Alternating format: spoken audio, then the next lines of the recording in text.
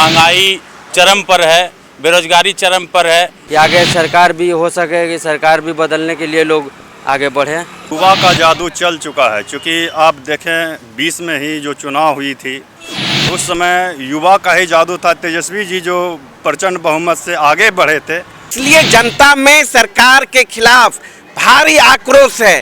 गरीब को, हम लोग को रोजगार चाहिए। हम लोग तो बेरोजगार हो गए हैं। जाकर के मोदी जी तो डायरेक्ट बोले हैं कि 20 लाख रुपया जो कि है सब गरीब के खाते में जाएगा।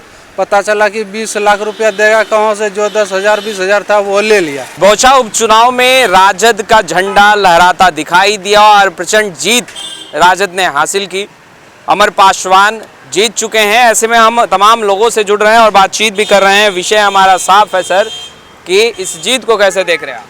देखिए, यह जो लड़ाई थी बौछाहा की लड़ाई थी, जनता बनाम सरकार थे और जनता में जो आक्रोश था और वहाँ की जनता ने बौछाहा चुनाव में राष्ट्रीय जनता दल के उम्मीदवार को भारी मतों से जीत दिलाकर और इस सरकार को संदेश देने का काम किया है। इस सरकार ने जिस तरीके से बिहार के नौजवानों को, किसानों को, आम लोगों को ठगने का काम किया, बरगलाने का काम किया, लगातार मुद्दे से कोई मतलब नहीं। आप देख रहे हैं प्रदेश में किस तरीके से लॉ एंड ऑर्डर पूरी तरह ध्वस्त, बेरोजगारी चरम पर, महंगाई चरम पर। तो सरकार को जन सरोकार के सवालों से कोई मतलब नहीं। इसीलिए जन सरोकार के सवालों को लेकर दवाई, कमाई, सिंचाई, बेरोजगारी, महंगाई को लेकर आदरणीय तेजस्वी यादव जी के नेतृत्व में वहां के उम्मीदवार चुनाव मैदान में थे और वहां की जनता ने प्रचंड बहुमत से चुनाव जिताकर राष्ट्रीय जनता दल को जिताने का काम फैक्टर किया। बने। हार के एनडीए का जो हार हुआ है, क्या मुकेश सहनी भी एक फैक्टर रहे? नहीं, मुकेश सहनी का इसमें नहीं, तेजस्वी जी की कड़ी मेहनत के कारण जीत हुई है। तेजस्वी जी की कड़ी मेहनत के कारण जीत हुए। पर बीजेपी तो कह रही है कि व्यक्तिगत जो मनमुटाव कह सकते हैं एनडीए में जो दिख रहा था वह भी एक कारण रहा। देखिए, ऐसा कुछ नहीं है। इतना लोग कितना परेशान, आप देख रहे हैं कि इतना महंगाई हो गया। 2 करोड़ नौकरी बोला गया था, फिर 19 लाख नौकरी बोला गया। वैसा तो कुछ होता नहीं है। सिर्फ देखिए, एनडीए के जितने भी लोग हैं, जितने नेता हैं, सिर्फ बोल देते हैं, क्योंकि उनको क्या है ना कि बड़ा झूठ बोलना अच्छा लगता है। लेकिन लोग समझदार हैं, काफ़ी समझते हैं लोग कि क्या हो रहा है। आप देख रहे हैं आए दिन रोज़ पेट्रोल जैसे लग रहा है ना कि रोज़ बढ़ते जा रहा है, पर डे घंटे पे बढ़ रहा है।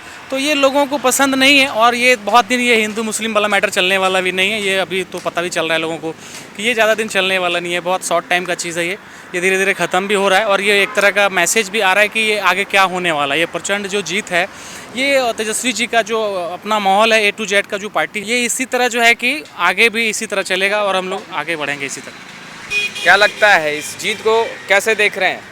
ये जीत क्या एक बड़ा बदलाव का संकेत? बिल्कुल, ये जीत जो है, जो आज के तारीख में जो महंगाई चरम पर है, बेरोजगारी चरम पर है, इसके विरोध में लोग जो है, इसको जो परिस्थिति जो बनी हुई है उसके खिलाफ लोगों ने एकजुट A to Z एक मत से सब लोगों ने उनको जो है जड़ से उखाड़ के फेंकने का काम किया। जीत राजद की हुई, मुकेश सहनी मुंह मीठा कर रहे हैं। देखिए, अब मुकेश सहनी वो तो हम समझते हैं कि जीतने के लिए खड़े थे। अब वो किस लिए मुंह मीठा कर रहे हैं, क्या कर रहे हैं, वो तो क्या करने के लिए कर रहे हैं वो जाने।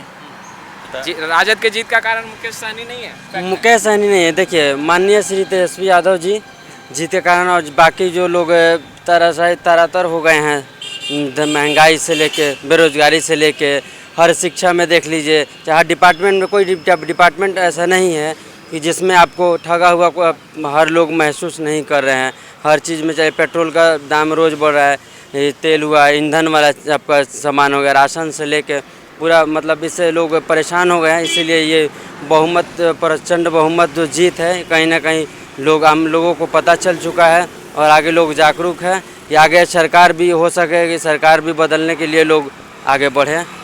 और युवा का क्या अब जादू चलेगा बिहार में? तेजस्वी यादव युवा का जादू चल चुका है, क्योंकि आप देखें 20 में ही जो चुनाव हुई थी उस समय युवा का ही जादू था। तेजस्वी जी जो प्रचंड बहुमत से आगे बढ़े थे। उम्मीद है कि तेजस्वी यादव जो कह रहे हैं कि युवाओं को रोजगार देंगे, महंगाई पर अंकुश के लिए आवाज़ बुलंद करेंगे?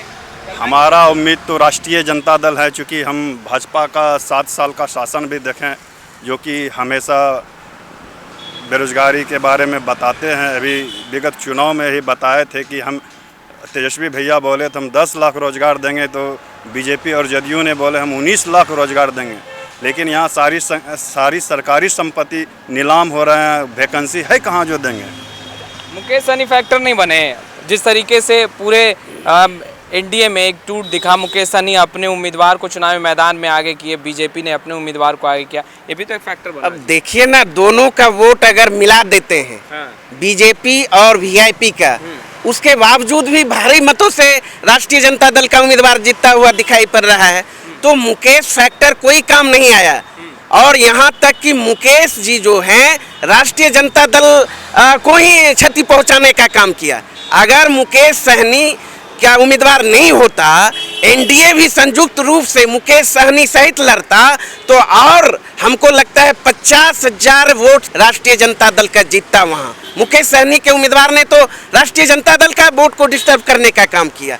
इसलिए कोई फैक्टर नहीं है। फैक्टर तो आप अगर समझते हैं तो दोनों का वोट ज्वाइंट कर दीजिए, उसके बाद भी मार्जिन देख लीजिए। इसलिए जनता में सरकार के खिलाफ भारी आक्रोश है।